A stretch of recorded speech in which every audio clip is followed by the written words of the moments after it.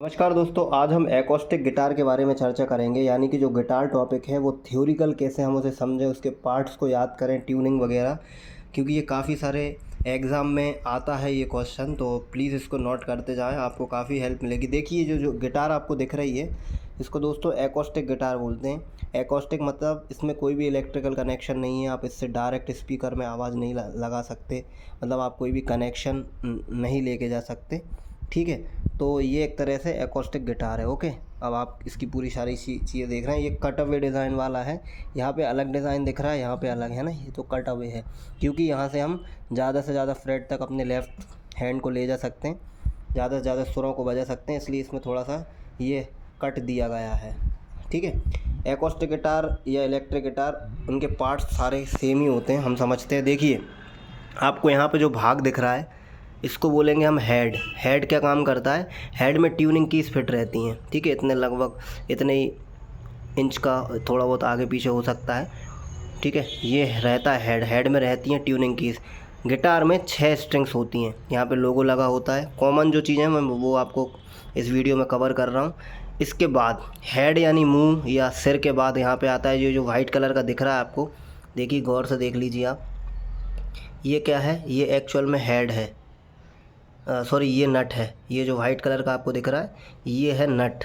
नट क्या काम करता है दोस्तों? गिटार की जो स्ट्रिंग्स होती हैं इनको अंदर से रास्ता देता है ताकि इनका जो गैप है वो मेंटेन हो सके, अदरवाइज़ ये स्ट्रिंग आपस में ऐसे चिपक जाती हैं। ठीक है, तो अब मैंने इसको इसमें कर दिया है फिट, तो ये देखिए आपको गैप मेंटेन हो गया है। इनके बीच में देखिए दूरियाँ इक्वल हो गई हैं। ठीक है, ये जो आप बीच में देख रहे हैं इतना बड़ा हत्ता, इसको इंग्लिश में बोलते हैं नेक। जो पीछे वाला एरिया है इसे नेक बोलेंगे, क्योंकि ये ही इस पर ही फ्रेटबोर्ड कसा रहता है। तो नेक के ऊपर जो आप दिख रहा है, जो डिज़ाइन दिख रही है, इसको बोलते हैं हम दोस्तों फ्रेट बोर्ड। तो क्वेश्चन आ सकता है फ्रेट बोर्ड क्या होता है? फ्रेट बोर्ड मतलब जिसमें एक ऐसा बोर्ड जिसमें फ्रेट बने हुए हैं, फ्रेट के खांचे बने हैं या फ्रेट कसे हुए हैं। ठीक है, तो ये हो गया नेक, और ये ऊपर वाला जो पोर्शन है वो हो गया हमारा फ्रेट बोर्ड। फ्रेट बोर्ड में दोस्तों आपको यहाँ पे दिख रहा होगा ये लोहे के जो पत्ती नुमा आकार का जो दिख रहा है, इसको पर्दे बोलते हैं हिंदी में, जो आपको सितार वीणा में भी देखने मिलते हैं, लेकिन इंग्लिश में इनको बोलते हैं फ्रेट। ठीक है, FRET, फ्रेट। ठीक है, ये हो गए। ठीक है, अब ये काफ़ी सारे फ्रेट्स हो सकते हैं। आप ये देखिए स्टार्टिंग में इनकी चौड़ाई ज़्यादा है, धीरे धीरे इनकी चौड़ाई कम होती जा रही है। देखिए यहाँ पे कितनी कम हो गई है, और फ्रेट होते तो और भी कम हो सकती थी। अब एक नॉर्मल गिटार में अगर हम अनुमानित देखें तो 21 से लेके 25 तक फ्रेट हो सकते हैं। जितने ज़्यादा फ्रेट रहेंगे उतने ज़्यादा आप हाई लेवल पे गिटार को बजा सकते हैं, मतलब ऑक्टेव की संख्या आपकी बढ़ जाएगी। ठीक है, यहाँ पे आपको जो डॉट्स दिख रहे हैं ये रिमेंबर के लिए रहते हैं, जैसे कि 1 2 3 4 5, 5 पे डॉट है, 7 पे है, 9 पे है, 12 पे। इनकी जगह और भी आइकन्स लगे हो सकते हैं, ये सिर्फ रिमेंबर के लिए रहते हैं, क्योंकि हम लेफ़्ट हैंड से बजाते हैं और गिटार हमारा फ्रंट, मतलब जब हम बजाते हैं तो दर्शकों के सामने उसका मुंह रहता है, तो उस चीज़ को देखने के लिए साइड से हम देख लेते हैं ताकि हमें पता चले कि हम कौन सा फ्रेट बजा रहे हैं। इसके बाद दोस्तों आता है साउंड होल। साउंड होल का क्या काम रहता है? अगर साउंड होल मान लीजिए नहीं है तो आवाज़ कहाँ से निकलेगी? तो साउंड होल होना बहुत ज़रूरी है। अब एक्चुअल क्या होता है, जब हम प्लेक्ट्रम से गिटार को बजाते हैं, ठीक है, प्लेक्ट्रम भी मैं अभी आपको बताऊंगा। तो प्लेक्ट्रम से जब हम गिटार को बजाते हैं तो उसमें कंपन जनरेट होता है। ठीक है, कंपन जनरेट जब होता है तो साउंड यहाँ से कंपन मतलब वाइब्रेशन, जैसे ही मैंने इनको पिक करा, टच करा, तो ये साउंड अंदर जाएगा और अंदर पूरे में गूंजेगा, फिर एकदम से बाहर आएगा। तो ये गिटार का एक प्रोसेस होता है जिसमें आपको साउंड मिलता है। ठीक है, अगर इलेक्ट्रिकल होता, सेमी इलेक्ट्रिक भी बोल सकते हैं। इलेक्ट्रिकल गिटार में क्या होता है, सेमी इलेक्ट्रिकल तो हम इसी को बना सकते हैं, इसमें आपको बस इक्वलाइज़र वगैरह कनेक्शन लगवाना पड़ेगा, कुछ लोग घर पे खुद भी लगा लेते हैं, कोई बहुत बड़ी चीज़ नहीं है। तो और इसके बाद आप डायरेक्ट एक केबल के कनेक्शन से स्पीकर में कनेक्ट करेंगे, डायरेक्ट आपकी आवाज़ आएगी। फिर यहाँ पे माइक, उसमें क्या छोटे से माइक लगे होते हैं, तो इसमें माइक का काम क्या कर रहा है, सिर्फ एकॉस्टिक साउंड होल ही करेगा, है ना। यहाँ पे मैं एक चीज़ बताना भूल गया कि इसमें जो स्ट्रिंग्स होती हैं वो 6 स्ट्रिंग्स होती हैं गिटार में। किसी किसी गिटार में 7 भी होती हैं, किसी में 8 भी होती है, किसी में 12 भी होती हैं, लेकिन नॉर्मल जो गिटार रहती है उसमें 6 स्ट्रिंग्स होती हैं। यहाँ पे आपको एक जो ब्लैक ये दिख रहा है, गौर से देखिए दोस्तों, एक भी पार्ट इसमें मिस नहीं होना चाहिए, पूरा गिटार कंप्लीट करवा रहा हूँ। ये रहता है हमारा ब्रिज, ब्रिज क्या काम करता है दोस्तों? ब्रिज स्ट्रिंग्स को कस के रखा हुआ होता है। अगर मान लीजिए यहाँ पे ब्रिज नहीं होता तो गिटार को कैसे कसते? तो हर तंत्री वाद्य यानी जो वायर वाले जो रहते हैं, स्ट्रिंग्स वाले इंस्ट्रूमेंट होते हैं, उसको क्या बोलते हैं हम? उसमें मतलब ब्रिज का यूज़ ज़रूर होता है, ठीक है। तो जैसे हमें पता है 4 प्रकार के संगीत में 4 प्रकार के वाद्य यंत्र होते हैं, तत्वाद, अवनतवाद, घनवाद, है ना, और सुशिरवाद। तो तंत्रवाद यानी तारों वाले वाद, और सुशिर यानी हवा से बजाने वाले। बाकी तो आपको पता होंगे लगभग, ठीक है। तो ये हो गया हमारा ब्रिज, और ये इसके ऊपर जो है वो है शैडल हो गया। शैडल क्या काम करता है? शैडल भी यहाँ से मेंटेन करता है, क्योंकि शैडल में ही नट, जैसे जो मैंने आपको बताया था स्टार्टिंग में नट, ये जो नट रहता है इसी प्रकार का शैडल भी रहता है। तो इसमें धीरे धीरे कट पड़ जाते हैं, तो ये गैप मेंटेन करने के लिए रहता है, ठीक है। तो आपको इतना लगभग क्लियर हो गया होगा। तो ये दोस्तों ये कुछ गिटार की चीज़ें हैं। यहाँ पे आपको एक छोटा सा बेल्ट लगाने के लिए एक वो मिल जाएगा, ठीक है, ताकि आप बेल्ट लगा सकें।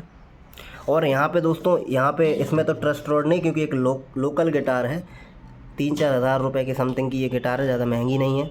तो उस हिसाब से इसमें ट्रस्ट रोड नहीं है, नहीं तो यहाँ पे ट्रस्ट रोड रहती है। क्या होता है कि एक समय सीमा रहती है लकड़ी की। अगर वो लकड़ी की सीमा ख़त्म हो जाती है, या फिर कोई और नमी की वजह से, धूल की वजह से, या किसी और क्रैक की वजह से इनकी स्ट्रिंग का जो साइज़ रहता, मतलब इनका जो बीच का अंतर रहता है, इनके बीच के जो गैप रहता है वो बढ़ जाता है या घट जाता है, या तो ये चिपक जाती हैं या फिर फ्रेट से ऊपर उड़ जाती हैं। तो इसको मेंटेन करने के लिए यहाँ पे ट्रस्ट रॉड का फंक्शन रहता है। इसमें दिया नहीं है, आप सर्च करिएगा ट्रस्ट रॉड, आपको समझ में आएगा। उससे क्या होता है, हम उसमें एलन की लगाते हैं, एक छोटा सा वो आता है एलन की नाम से एक उपकरण, उसको लगा के हम आराम से इसको सही कर सकते हैं ट्रस्ट रॉड से। इसके पीछे आप जो देख रहे हैं वो बैग है, ठीक है। और इसको मैं थोड़ा सा उल्टा करके बता देता हूँ गिटार को। देखिए इसकी यहाँ से बेल्ट कनेक्ट होता है इन दोनों नट में, या इसकी बैक पोजीशन है, ये नेक है मैंने आपको बताया था, और ये कुंजी है यानी चाबी है, यानी कि कीज़ हैं। तो ये तो ओपन वाली हैं, तो ओपन वाली नहीं लेना चाहिए क्योंकि इसमें रस्टिंग जल्दी हो जाती है ना। तो लोकलाइट गिटार में आपको इतना ही कुछ मिलेगा। इसके बाद और भी बहुत सारी चीज़ें कवर कर सकते हैं हम गिटार में। अब देखिए यहाँ पे आती ट्यूनिंग प्रोसेस, तो ट्यूनिंग प्रोसेस में थोड़ा सा बता देता हूँ आपको। देखिए ये जो सबसे पतला तार दिख रहा है इसको पहली स्ट्रिंग बोलते हैं, यानी कि नीचे से जब आप इसको ऐसे बजाएंगे तो ये उंगलियों के नीचे से जो फर्स्ट स्ट्रिंग आएगी इसे फर्स्ट बोलेंगे, है ना, पतली वाली को। First, second, third, fourth, fifth और सिक्स, ये हो गई हमारी 6 स्ट्रिंग, 1 2 3 4 5 6। अब इसमें हमें क्या करना है दोस्तों, इसको मैं ये हो गई आपकी मतलब सीरियल नंबर होगा। मैं इसको ट्यूनिंग करने की प्रोसेस बताता हूँ। ट्यूनिंग कैसे करना है आपको, ऊपर से ट्यून करोगे तो आपको आसानी होगी। ऊपर सबसे मोटी स्ट्रिंग, फिर उससे पतली, फिर उससे पतली, ऐसे इनका साइज़ रहता है। तो इसका साइज़ ऊपर से गिनते हम। इसका tuning process E A D G B E, E A D G B E, मतलब पहली और आखिरी स्ट्रिंग, पहली और छठवीं स्ट्रिंग E पर ट्यून रहती है, बाकी ये 4 स्ट्रिंग थोड़ी अलग रहती हैं। E A D G B E, ये आपको आप लिख लेना बार बार वीडियो को सुन के, E A D G B E, YouTube Google पे भी मिल जाएगा आपको। तो ये ट्यूनिंग हो जाएगी। सेम यूकेलेले में क्या होता है, यूकेलेले में 4 स्ट्रिंग होती हैं, तो यूकेलेले में लगभग ये नीचे की 4 स्ट्रिंग होती हैं। वायलिन में भी 4 स्ट्रिंग होती हैं। तो लगभग ट्यूनिंग सब में सेम रहती है, लेकिन कहीं कहीं पे राग वगैरह के हिसाब से या कुछ और इंस्ट्रूमेंट के हिसाब से ट्यूनिंग को चेंज करते हैं, और कई इंस्ट्रूमेंट में अलग अलग टाइप की ट्यूनिंग भी आती है। एक और चीज़ बताना मैं भूल गया था कि इसमें अलग अलग वुड का यूज़ होता है, लकड़ी का। जैसे कि ये जो फ्रेट वुड है इसमें कई बार रोज़ वुड लगा होता है। अब रोज़ वुड सर्च करना क्या होता है, रोज़ वुड आती है, ठीक है। मैपल वुड भी यूज़ होती है, रोज़ वुड भी यूज़ होती है, और भी कई प्रकार की वुड होती हैं, मुझे अभी याद नहीं आ रही हैं, ठीक है। तो ये तो फिर नॉर्मल गिटार है तो इसका वुड मुझे नहीं पता, लेकिन जो छोटी लोकल गिटार आती हैं इनमें ये लोग ज़्यादा बहुत अच्छी लकड़ी का यूज़ नहीं करते हैं, तो इन पर भरोसा करना मेरे हिसाब से बेकार है। और लेकिन अच्छी गिटार अगर आप ख़रीदें तो फेंडर की गिटार आती हैं, यामा की गिटार आती हैं, केडेंस की भी आती हैं, इन पे आप भरोसा कर सकते हैं। और लगभग 8 से 10 हज़ार रुपये की गिटार सही रहती है, लेकिन सीखने के हिसाब से आप इंटर्न या कोई अदर गिटार ले सकते हैं। मैं किसी भी ब्रांड का प्रमोशन नहीं करूँगा यहाँ पे, आपकी अपनी इच्छा है। लेकिन कोई भी अच्छे व्यक्ति को ले जाके ख़रीदें, ऑनलाइन ना ख़रीदें, क्योंकि इसमें बहुत सारी ऐसी कमियाँ रहती जो हमें पता नहीं चल पाती। मुझे लगभग 5 से 10 साल हो गए गिटार प्ले करते हुए, तब मैं आपको थोड़ा बहुत नॉलेज दे पा रहा हूँ। शायद मुझे भी पूरा नॉलेज ना हो अभी। तो ये चीज़ है कि ये अनुभव से ही आपको आएगी, और ये बिल्कुल जेन्युइन वीडियो है, इसमें कोई भी झूठ नहीं है। ये सिर्फ और सिर्फ इसलिए है ताकि संगीतशाला के विद्यार्थी म्यूज़िक को थोड़ा गहराई से समझ पाएँ। हमेशा आपके लिए मैं कोई ना कोई ज्ञान का वीडियो लेके आता रहता हूँ। चलिए इस वीडियो को हम करते हैं एंड। धन्यवाद। जय श्री राम, जय माता दी।